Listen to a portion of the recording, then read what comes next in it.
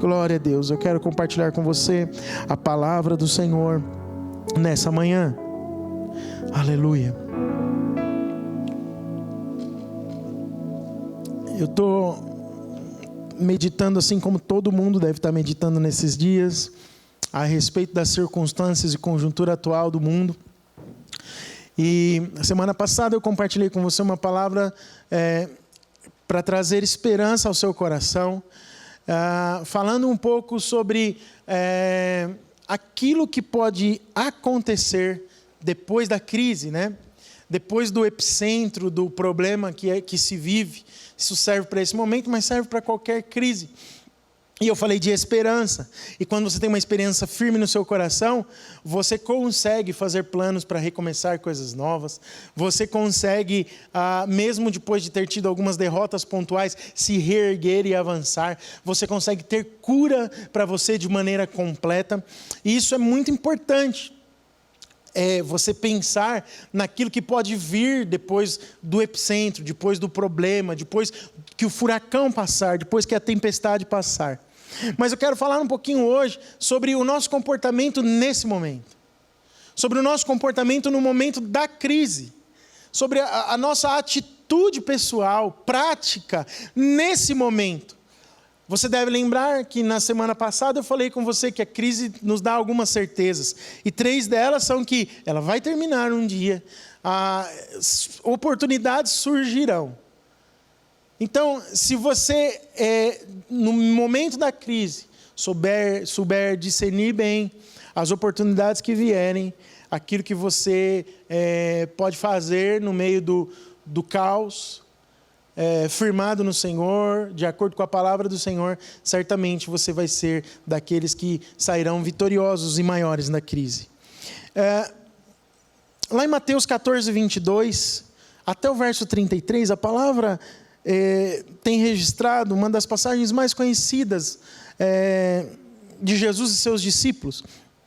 Os discípulos, eles passam por uma grande crise, quando uma tempestade encontra o barco dos discípulos ali em alto mar, e Jesus não estava no barco. A Bíblia fala que antes, ao anoitecer, Jesus se retirou para orar. Jesus estava orando e os discípulos no barco, mas o vento foi tão forte, levou os discípulos para alto mar.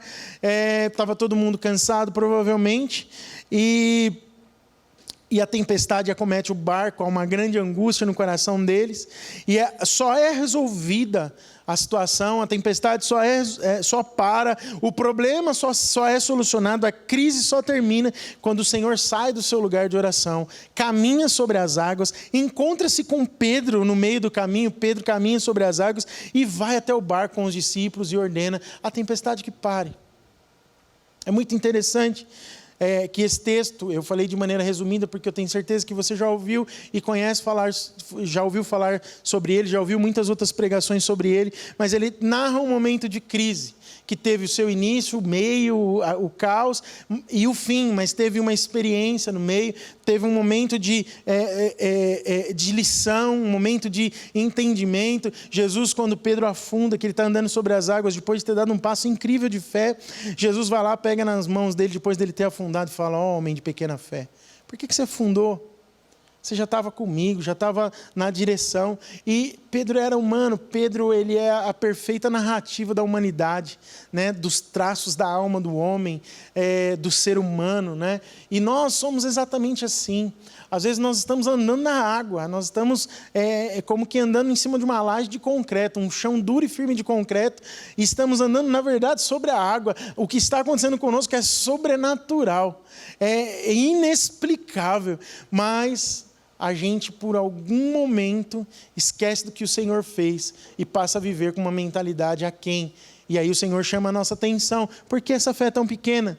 Edifique a sua fé. E o momento da crise é um momento para a edificação da fé de muitos. Vamos entender um pouquinho o significado da palavra crise.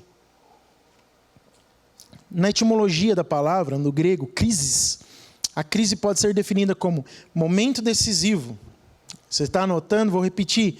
Momento decisivo. Alteração súbita. Numa crise, coisas mudam rapidamente. Estado em que há dúvida incerteza e o declínio se sobrepõem. Dúvida, incerteza e declínio se acumulam.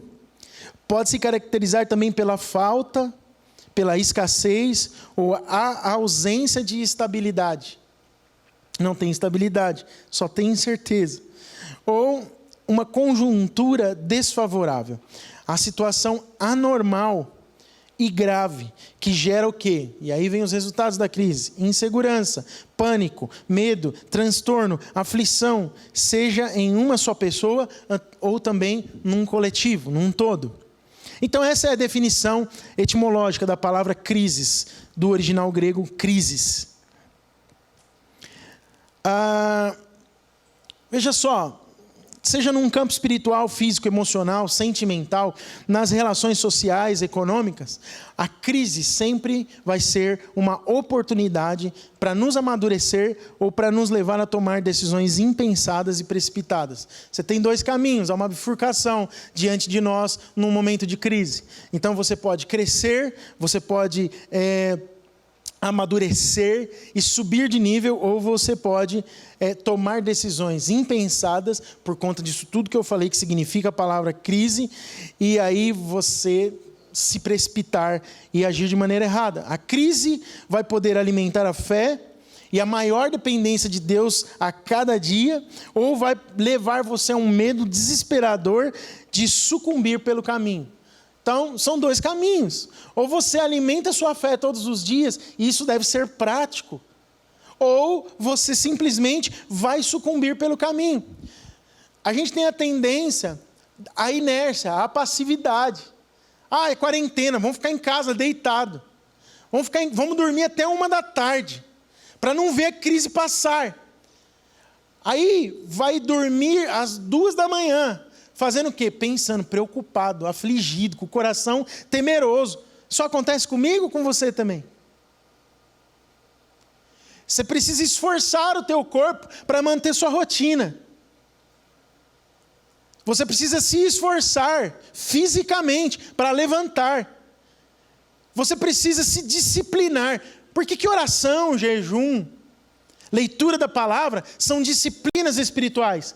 Porque fala disso, de uma disciplina para fazer. Nós precisamos nos disciplinar a fazer. Então, na crise, você vai decidir o que você vai fazer. Se você disciplina e faz o que precisa ser feito, ou se você simplesmente senta e espera a crise passar. De maneira individual, eu queria que você pensasse muito sobre isso hoje. De maneira individual, o que você está fazendo com você, com a sua alma. A Bíblia é um livro cheio de promessas que nos impulsionam para novos níveis. E se a crise está batendo na nossa porta, se nós estamos no meio do furacão, se a tempestade está batendo no barco e nós estamos instáveis, com medo, com um pouco de pavor, sabe o que nós vamos fazer? É lembrar das palavras de Jesus, é lembrar das palavras do Pai a nosso respeito e falar delas o tempo todo. Você que está em casa, você que está com a sua família, você que tem um pai, uma mãe, você que tem alguém no grupo de risco, é momento de você liberar as palavras de fé, da palavra de Deus sobre a vida dessas pessoas. Seja empático também nesse momento com essas pessoas. Fale da parte de Deus para essas pessoas, mas fale para si mesmo. Faça da tua casa um ambiente de fé. Tudo vai depender como nós vamos reagir para que nós possamos ter um bom final de um momento de crise. Eu quero considerar com você o contexto da crise que a gente vive, mas também algumas atitudes práticas para reagirmos de uma forma correta, apropriada, diante do que está proposto para nós nesse momento. Sábio é o nosso Deus, que deixou registrado na sua palavra que o homem faz planos, mas é Deus quem faz é Deus quem tem o planejamento final. Foi Ele quem escolheu esse momento, e talvez você tinha planejado outras coisas. Ontem, ou anteontem, não me recordo, eu vi alguém dizendo, um pastor, eu estava numa live de mentoria pastoral com um pastor, e um dos pastores comentou, olha, eu estava programado para estar de férias nesse momento, com a minha família, mudou tudo. Não é momento de férias. Né? Tem uma frase circulando por aí, né? Que quarentena não é férias, não é férias. As escolas agora parece que vão antecipar férias, empresas estão dando férias, mas eu queria que você encarasse esse momento como um momento de atenção, como um momento de ficar alerta, como um momento de ficar ligado. Isso vai definir muito o que vai acontecer no final da crise. Então, se a gente pensar um pouquinho no contexto que a gente vive, no que está posto para nós hoje, a gente percebe algumas coisas. Primeiro, a fragilidade do ser humano. Essa crise global do Covid-19 está nos ensinando como é que nós somos fracos como seres humanos. Fraco. Se você já esteve no UTI de um hospital, você sabe o que eu estou dizendo. Você fica lá só com um avental nu. E todas as pessoas, todas, têm acesso a você. Para urinar, você precisa da ajuda de alguém. Você fica plugado num monte de aparelho. Se você já ficou internado, você sabe do que eu estou dizendo. Mas quando a gente está num momento de crise assim, a gente pode avaliar o contexto e perceber como é que nós somos fracos, naturalmente falando. Quanta fraqueza há no ser humano. Quanta dependência existe do Criador. Ainda que a medicina e as autoridades sanitárias estejam tentando fazer o melhor para conter a propagação, e isso não só no nosso país, ao redor do mundo, e mais do que isso, estão tentando eliminar o problema, uma coisa fica muito provada quando a gente enfrenta um momento assim. Somos vulneráveis, somos todos vulneráveis. Por isso a gente precisa estar com os nossos olhos no Criador. As palavras do salmista, lá no Salmo 103, os versos 15 e 16, acho que está aí, dá para projetar. Salmo, capítulo 103, versos 15 e 16. São ainda hoje uma grande verdade da parte de Deus para nós. Quanto ao homem, os seus dias são como a relva, como a flor do campo. Assim ele floresce, pois soprando nela o vento, ou uma crise como a gente vive hoje do Covid-19, ele desaparece e não conhecerá daí em diante o seu lugar. Uau! Essa é a condição humana. Como é que a gente compreende essa lição sobre a fragilidade, sobre a nossa fragilidade humana? Talvez lembrando que a gente não deve tomar a vida na terra como uma garantia nossa própria. A vida na terra não nos garante nada. Por mais dinheiro ou recurso que você e eu possamos ter, não nos garante nada. O salmista, lá no Salmo 90, no versículo 12 também, diz o seguinte: ensina-nos a contar os nossos dias para que alcancemos um coração sábio. Nós não podemos pensar que somos um fim em nós mesmos. Por mais talentos, habilidades, recursos que possamos ter, nós não resolvemos tudo em nós mesmos. Nós precisamos do nosso Criador. E nós precisamos olhar para a eternidade. Jesus disse algo tão poderoso em Mateus capítulo 6, versículo 19, se não me falha a memória. Diz assim: não acumuleis para vós outros tesouros sobre a terra, onde a traça e a ferrugem corroem e onde os ladrões escavam e roubam. Não adianta juntar tesouro na terra, porque eu sei que uma hora vai acabar. Então uma crise mostra para a gente a fragilidade humana. Uma crise mostra também, segundo, a igualdade do ser humano. Como nós somos iguais. Fala da fragilidade comum. Esse vírus, ele não respeita nenhum limite étnico, fronteira nacional ou internacional. Não é um vírus chinês, mas ele é um vírus do mundo. É um vírus que está em todo lugar. É um vírus que está em todos os continentes, que alcançou muitas cidades, talvez a grande maioria das cidades do mundo, se não todas, mas todas as nações da terra têm sido atacadas por esse vírus, e os países mais ricos e os mais pobres. E a gente teve visto uma devastação, inclusive nos lugares menores, com pouca gente e com muito poder aquisitivo. Então, assim, o que nos torna diferente nessa hora? Nada. Precisamos nos lembrar que somos todos membros de uma família humana. Deus criou o homem lá em Gênesis 1:27 para ser a sua imagem e semelhança. E independentemente da cor, pele, raça, idioma, sotaque, cultura, jeito de ser, de pensar, a forma de viver, nada disso é levado em consideração por uma doença avassaladora como essa. As diferenças, aquilo que nos torna diferente não está na nossa humanidade. Por mais recursos que eu possa ter de maneira natural, isso não me torna diferente das pessoas. No nosso sofrimento, olha só, presta atenção nisso. Na dor de perder um ente querido, nós somos completamente iguais.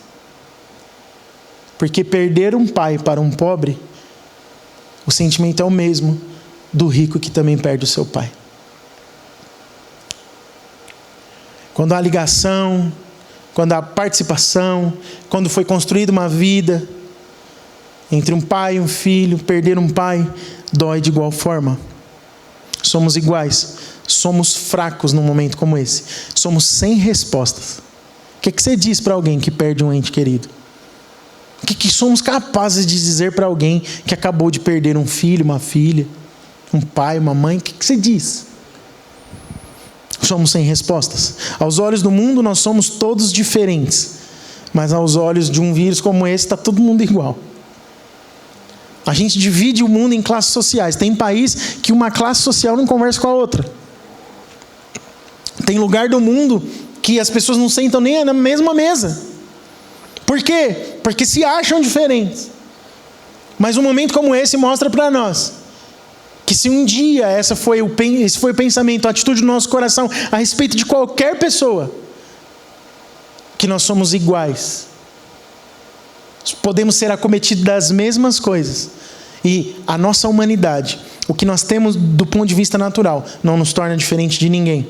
Outra coisa sobre esse contexto da crise é a nossa falta de controle. Todos nós amamos estar no controle das coisas. Isso é fato. Nós fantasiamos muitas vezes que nós somos o capitão do nosso destino. As capitãs, os capitães dos nossos destinos. Mestres da nossa própria sorte. É verdade que hoje, mais do que antes, nós podemos controlar de maneira significativa a nossa vida. Hoje as pessoas, antes de chegar de casa, por um smartphone, um tablet ou alguma coisa assim, acende a luz, bota a banheira de hidromassagem para funcionar, liga o ar-condicionado, abre o portão. Esses dias eu vi um filme muito interessante. Havia um aplicativo, alguma coisa ali, o cara apertava um botão no smartphone dele dentro do carro, aí a câmera mostrava se ele estava quase chegando em casa, né? E quando ele estava chegando em casa, o portão já começava a subir, ele nem tinha chegado, visto o portão ainda. Mas quando ele está entrando, ele só vai diminuindo a velocidade sem parar, e ele entra, quando ele passa pertinho assim do portão, quando ele entrou, o portão começa a baixar sozinho, tudo meio que automático. Parece você dirigindo, é tudo certinho assim. Preciso, pontual. Isso nos faz ter um sentimento de controle. Lembra da história de quem tem o controle da televisão, controla o ambiente ali da casa, da sala, né? A gente gosta de controlar e às vezes acha que está controlando. Nós podemos fazer todas essas coisas. Controlar até os nossos próprios corpos, através de treinamento, de medicações, a gente acha que pode controlar. Mas talvez esse senso de controle seja uma ilusão. Pensa comigo. Uma bolha pode estourar quando um vírus ataca a saúde de alguém. Olha só o que uma crise pode nos mostrar. Revelando a realidade, que nós estamos realmente fora do controle. Nós não podemos controlar nada. Se Deus não me der o ar para respirar todos os dias, e não me der saúde para levantar da cama e ir trabalhar todos os dias, e fazer todas as coisas que eu preciso fazer, e servir as pessoas, e cumprir o propósito dele para a minha vida, eu não tenho controle sobre nada. Nós só podemos fazer aquilo que nos é permitido pelo Senhor fazer. Ele controla todas as coisas. Se você crê junto comigo que o Senhor controla todas as coisas, até uma pandemia mundial, eu queria que você dissesse no seu lugar aí: glória a Jesus. Ele controla todas as coisas. Todo domínio está na mão do nosso Deus. Todo controle está nas mãos dele. Isso ofende algumas pessoas. Ah, como que Deus pode controlar tudo? Ele controla tudo. Porque me ofenderia descansar no fato de que o controle das coisas está na mão de Deus. Falta de fé. Falta de ter certeza de uma identidade de filho, de que tudo que ele fizer em relação à minha pessoa vai ser lucro, bondade, amor e graça sobre a minha vida. Ele te ama e é bom que ele esteja no controle das coisas. Podemos e devemos fazer a nossa parte, A gente faz de tudo, né? Lava a mão, não tosse mais pondo a mão na boca, evita contato em lugar que tem muita aglomeração de pessoas, usa máscara, álcool gel, é o distanciamento social. Mas ainda assim a gente não tem controle. Por que a gente não tem controle? Porque somente Deus é que controla tudo nesse universo. Eu vou ficar por aqui falando sobre o contexto. E essas 3 características de contexto de mundo no meio de uma crise e da crise que a gente está vivendo mostram toda a fragilidade humana. Mas a consciência dessas coisas deve nos levar para a dependência absoluta do Senhor. Vamos lá. Eu queria que aqui fosse um turning point do que eu estou falando com você nessa manhã. Eu falei para você sobre um contexto de crise. Mas a consciência dessas coisas deve te levar para a dependência estrita, íntima e profunda do teu Criador. E a colocar nele a tua esperança. Como eu compartilhei semana passada. A esperar nele. E a partir dessa dependência e esperança no Senhor, viver atitudes práticas na nossa vida que mostrarão tal dependência e tal esperança. Então, você olha para o contexto de crise, para o contexto de caos, e vive uma vida prática de acordo com a verdade da palavra de Deus, de acordo com a verdade do que o Senhor... Não é negar a crise, não é dizer não tem crise, não tem crise, não tem crise, eu sou curado, não. Não é só um pensamento positivo. Não é negar o que está ao seu redor, mas é viver uma vida que aponta somente para a vontade, para as promessas de Deus para a sua vida. Vamos ver algumas atitudes práticas aqui. Eu poderia falar 1 milhão delas, mas eu quero falar apenas 3. Primeiro, compartilhe da dor com os que são excluídos nesses dias. Essa é uma atitude prática. Eu comecei a falar com você no começo da palavra de atitudes que a gente pode sonhar em ter depois que passar da crise. Mas na crise, no momento da aflição, uma atitude prática muito boa que você pode ter é compartilhar da dor daqueles que estão e que se sentem excluídos nesse momento. Eu fico aqui pensando, olha só, quantos estão excluídos pelo simples fato de serem suspeitos do contágio de uma doença? Eu não sei se você tem contato com alguém. Um dos meus companheiros próximos de ministério aqui, há quase 10 dias atrás, o Eduardo, ele estava com a suspeita do vírus. É angustiante, irmãos. Por mais que a gente tinha convicção de que estava tudo certo no Senhor, mas na hora que ele é trancado dentro de um quarto, numa UTI, e fica isolado, a gente precisa ter um pouco de empatia com isso. Quando eu fiquei sabendo que ele estava numa UTI, eu fiquei preocupado com o contágio do negócio, mas a minha primeira atitude foi procurar a esposa dele e falar assim, eu queria estar aí com vocês. E aí eu peguei meu carro e fui com a minha família. Aí todo mundo quis ir comigo. Nós fomos tudo para a porta do hospital. Aí cheguei lá e eu vi nos olhos da esposa, de um marido, uma angústia. Compartilhar dessa dor é importante nesse momento. E ele está livre, curado, de alta, não pegou o vírus, está tudo em paz com ele hoje. Mas o simples fato de pensar naquilo trouxe um pouco de angústia ao coração, de preocupação. Somos humanos, isso é normal. Mas sempre declaramos a palavra de fé. Sempre declaramos uma palavra de fé. Precisamos ter empatia, colocando-se no lugar das pessoas. Imagine aqueles que têm o caso comprovado. Imagine quem está internado agora, com o caso comprovado. A gente não consegue pensar, se não aconteceu perto de nós.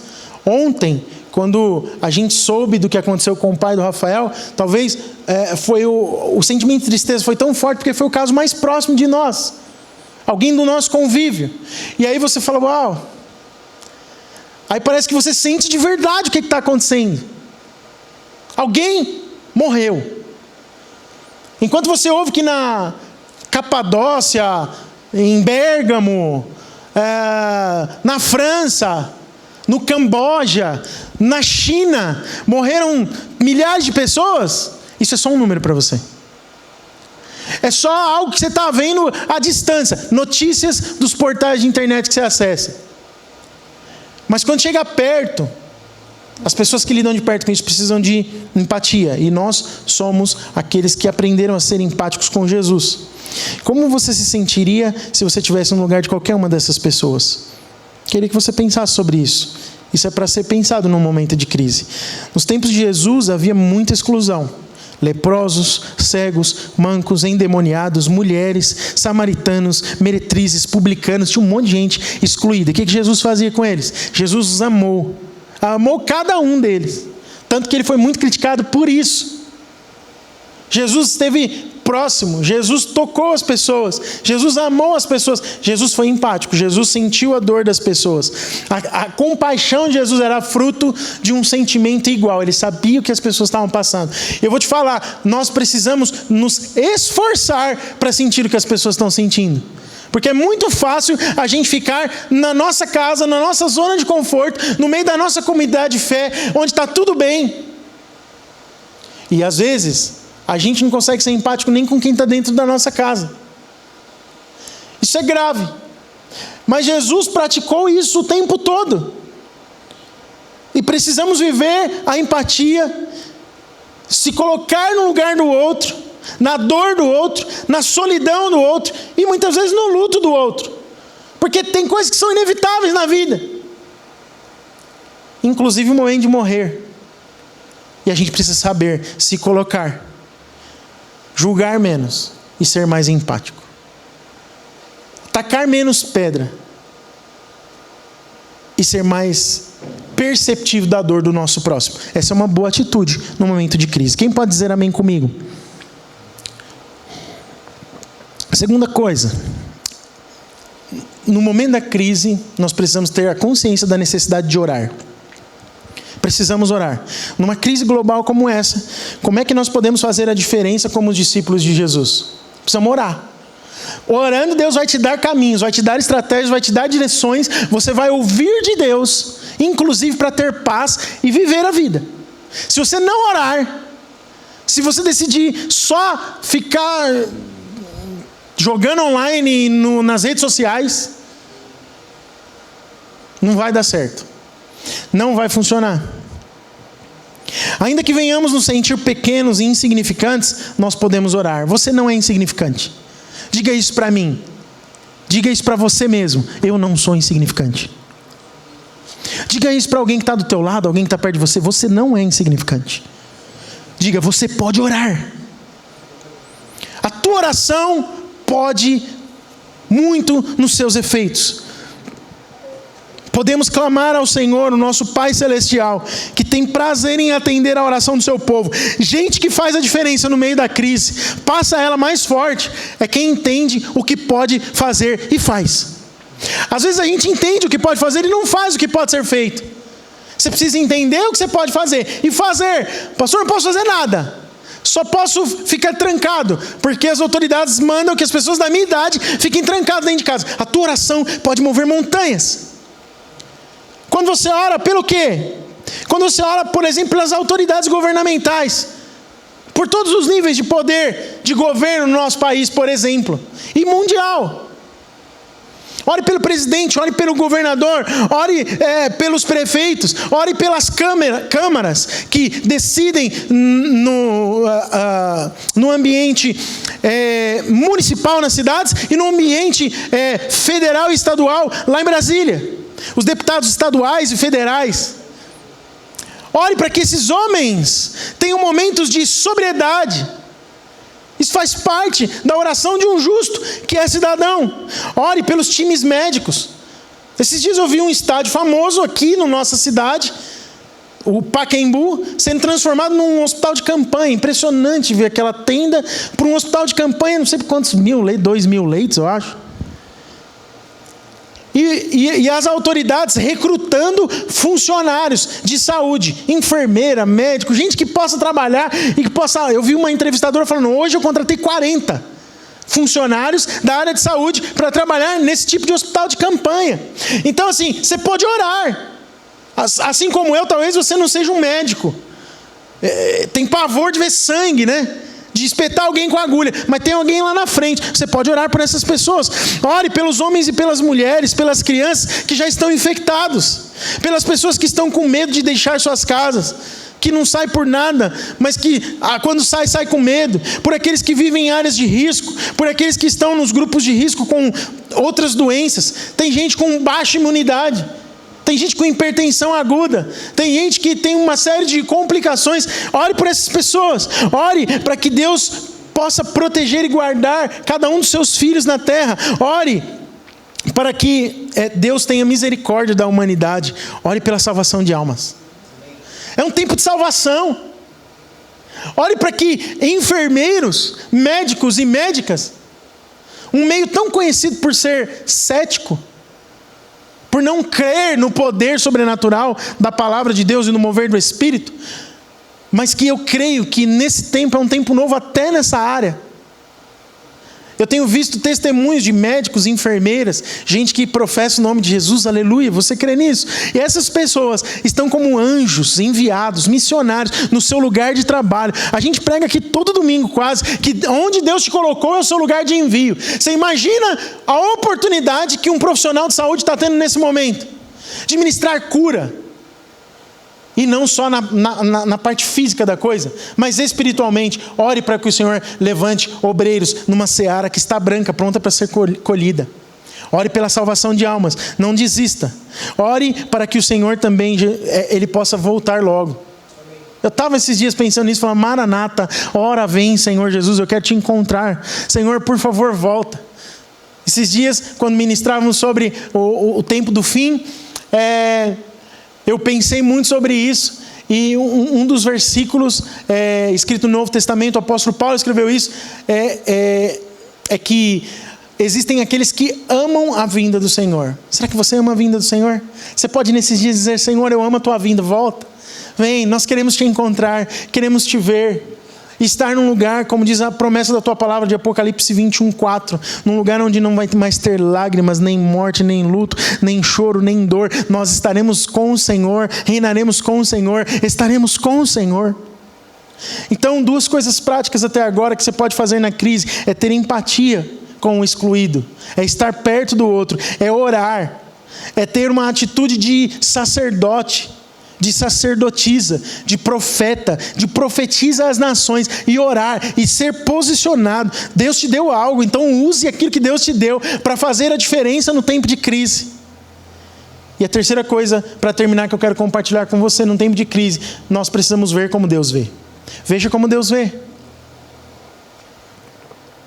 Tendemos a pensar que o Evangelho é somente para nós, individualmente para nós, como indivíduos. Não enxergamos muitas vezes a amplitude do toque redentor do Evangelho sobre a nossa vida, e isso enfraquece o nosso entendimento. Quando nós não vemos a amplitude do alcance do Evangelho, nós ficamos mirrados, enfraquecidos no nosso entendimento. Enquanto nós oramos, enquanto nós planejamos coisas, o Evangelho que pregamos, ele deve incluir cidades, nações. Ele deve ser amplo. Ele deve pensar numa coletividade. Não é só para você que Jesus te salvou. Não é só para você ficar pensando em você, ou minimamente talvez na sua família. Não, o Senhor quer nos expandir. E esses são dias de expansão. Esses são dias de alargamento. Eu preciso ser alargado. Eu sou confrontado o tempo todo comigo mesmo. Você quer ver se ser confrontado? Vai para Deus. Vai para o Senhor. Você vai ser confrontado com a sua própria natureza, mediante a natureza de Deus, e perceber que as atitudes práticas muitas vezes podem e precisam ser mudadas, para que você possa ter frutos diferentes, resultados diferentes. Vemos na Bíblia que Deus, Ele sempre considera o coletivo e não só o indivíduo. Sempre é plural. As ações de Deus na palavra de Deus sempre apontam para o plural. Vamos lá, alguns exemplos aqui. Nínive foi assim, chamada de a grande cidade. Deus manda Jonas para lá pregar.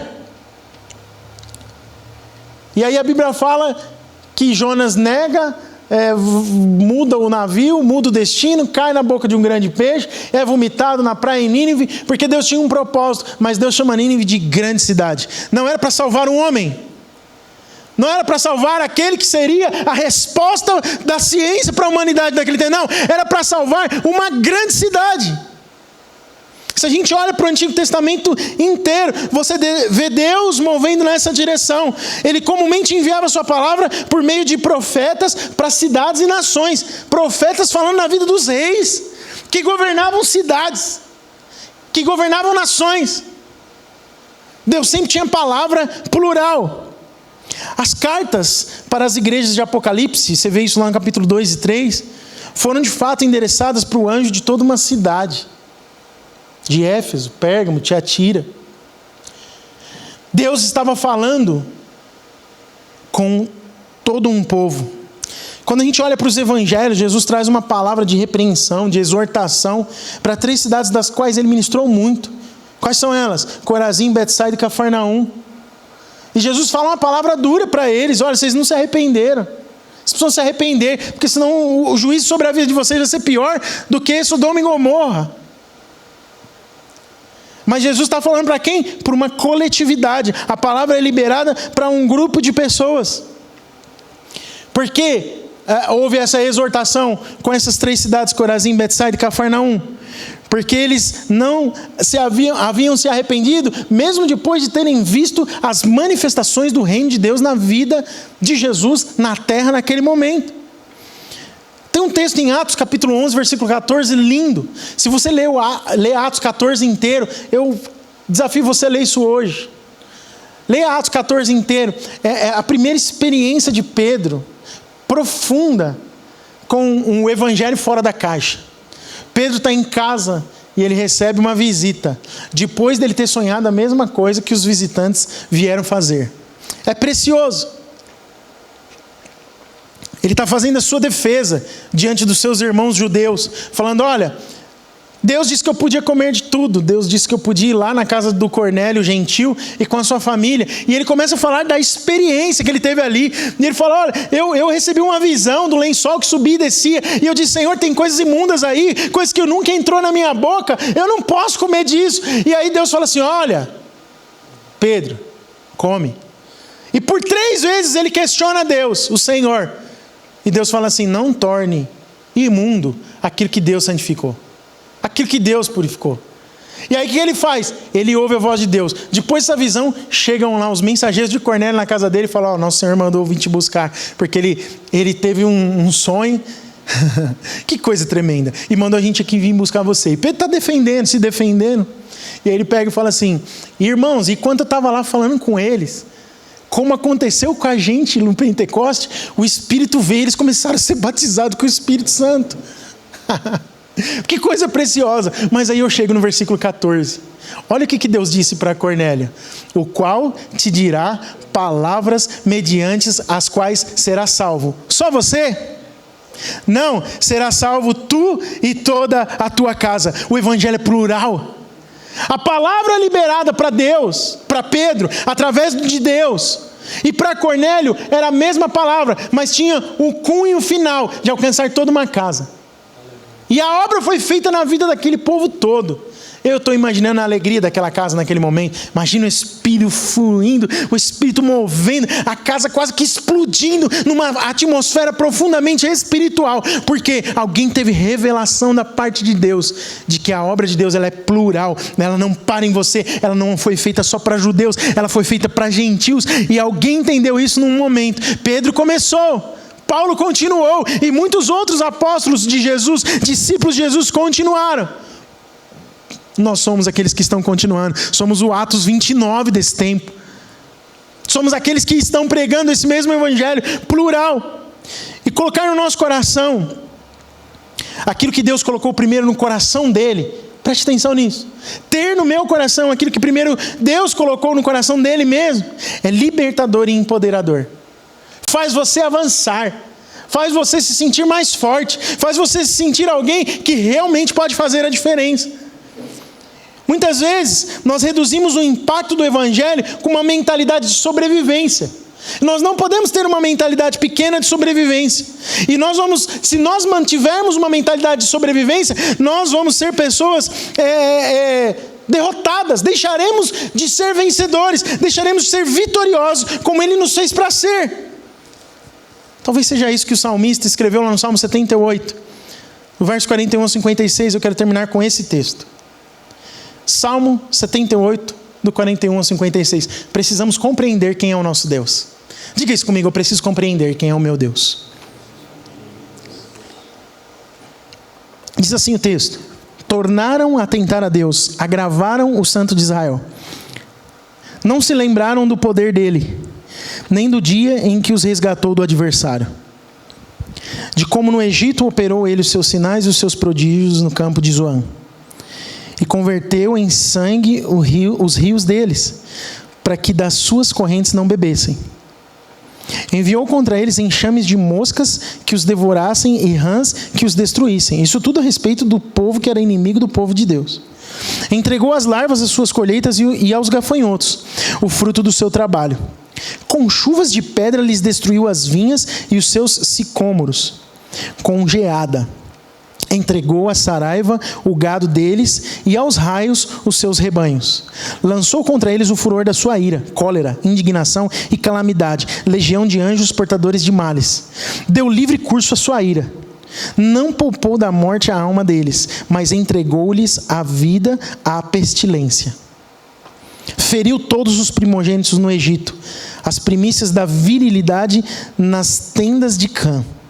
Fez sair o seu povo como ovelhas e o guiou pelo deserto como um rebanho. Agora Deus começa a falar, o salmista começa a falar da atitude de Deus para com relação ao seu povo, os seus filhos. Olha a desgraceira que aconteceu contra uma nação que se endureceu por meio do seu líder contra o povo de Deus. A destruição que foi. Mas aí o salmista lembra para o povo de Deus. E lembra, olha, eu queria que você prestasse atenção comigo no verso 41, que diz assim: tornaram a tentar a Deus, agravaram o Santo de Israel, não se lembrando do poder dele. Voltamos aqui para onde nós estávamos, no versículo 53, se não me falha a memória. Fez sair o seu povo como ovelhas e o guiou pelo deserto. No 52, fez sair o seu povo como ovelhas e o guiou pelo deserto, como um rebanho. Dirigiu com segurança, repita comigo, segurança. E não temeram, ao passo que o mar submergiu os seus inimigos. Levou-os até a sua terra santa. Deus cumpriu a promessa, levou o povo até a sua terra santa, até um monte que a sua destra adquiriu. Aquilo que Deus mesmo havia conquistado, ele entregou para os seus filhos, os filhos da promessa. Da presença deles expulsou as nações. Você lembra quando Caleb e Josué foram com os 12 espias e olharam e 10 voltaram a falar: não tem como, tem gigantes lá. Mas olha o que Deus fez: da presença dos filhos expulsou as nações. E essa região, cuja região repartiu com eles por herança. Ele deu a terra por herança. Ninguém podia tomar por força, mas Deus havia prometido e ele fez. Da presença dele expulsou as nações. Seguindo, e nas suas tendas fez habitar as tribos de Israel. Uau! Deus cumpriu a sua palavra. Ele prometeu o que havia dito. Mas ainda assim, o salmista continua: ainda assim tentaram o Deus Altíssimo, e a ele resistiram, e não lhe guardaram os testemunhos. Meu Deus do céu! Que texto forte! Sabe por quê? Não viam como Deus via. Não enxergavam como Deus enxergava. No momento da crise, é o momento de você ser testado no seu coração, se você está enxergando ou não as coisas como Deus vê. Não é para você ver se o seu líder está enxergando, se o seu cônjuge, se os seus filhos, sejam eles espirituais ou naturais, estão enxergando. É se você está enxergando as coisas como Deus vê. O salmista que escreveu esse salmo, ele diz o seguinte: ainda assim, sabendo de tudo isso, do livramento que Deus deu e da promessa cumprida, tentaram o Deus Altíssimo e a ele resistiram e não lhe guardaram os testemunhos. Ele começa dizendo que tornaram a tentar a Deus, não se lembrando do poder dele e nem do dia em que eles foram resgatados do adversário. Irmãos, momento de crise é momento de lembrar das coisas grandes que Deus fez por nós. Ele já fez alguma coisa por você. Ele já curou o enfermo diante dos seus olhos. Ele já respondeu uma oração. Ele já fez algo que proveu aquilo que seria impossível de maneira natural ser provido na sua vida. E eu quero, em nome de Jesus, chamar você para um tempo de construir algo poderoso em Deus na sua própria vida individual nessa crise. De que forma? Tendo empatia, compartilhando da dor com os excluídos, se levantando em oração e enxergando as coisas como Deus vê. Se você está sentado, fica de pé, eu quero orar com você. Queria pedir para os irmãos da equipe de louvor vir aqui, nós vamos terminar com uma canção. Mas eu quero orar com você nessa hora sobre essa palavra. Deus, temos um cenário de caos no mundo hoje. Um cenário de caos nos corações. Pessoas estão aflitas. Quem não te conhece está inseguro, está cheio de temor. Às vezes quem te conhece esquece que te conhece. Tentam o Senhor, como disse o salmista aqui, se esquecendo dos grandes feitos do Senhor. Mas nós não somos esse povo, Senhor. Nós somos aqueles que confiam no Senhor, aleluia. Cremos e confiamos na identidade que temos de filhos, e somos testemunhas do Senhor. Aonde o Senhor nos envia, somos testemunhas. Se você me ouve nessa manhã, eu quero ser uma testemunha de Jesus para você. Ele faz, Ele guarda, Ele provê, Ele restaura. E eu vou orar com você nessa manhã. Se você está numa aflição, numa necessidade, numa angústia, se está faltando alguma coisa, se está precisando de recurso, se está precisando de amor, se está precisando de um olhar, se está precisando de alguma coisa, Deus é o provedor de todas as coisas. Ele fez, Ele fará, porque Ele continua fazendo. Jesus, eu oro nessa hora por cada coração aflito que me ouve. Eu oro nessa hora pelo teu povo. Eu oro por aqueles, Senhor, que serão tentados em dias de aflições. Pai, traz paz. Traz paz aos corações. Muda o cenário, Senhor, do coração. Muda o cenário interior. Que no tempo da crise as pessoas encontrem um caminho em Deus. Que mesmo aquele que ainda não teve nenhuma experiência possa olhar o testemunho dos que tiveram, e por causa do testemunho dos que tiveram, aleluia, avançar e romper na direção do propósito de Deus para as suas vidas. Guarda a igreja na face da terra, que nós sejamos uma igreja unida no propósito, que tenhamos empatia com o perdido, com o excluído, com o que está doente, com o que está arruinado, com o que tem dificuldade, que nos levantemos em oração e que possamos ter uma mentalidade próspera e não uma mentalidade de sobrevivência, e ir, Senhor, sendo supridores de nações, meu Pai. Sendo supridores de nações, meu Deus. Oramos para que essa realidade do reino possa ser construída no momento da crise, e nós possamos romper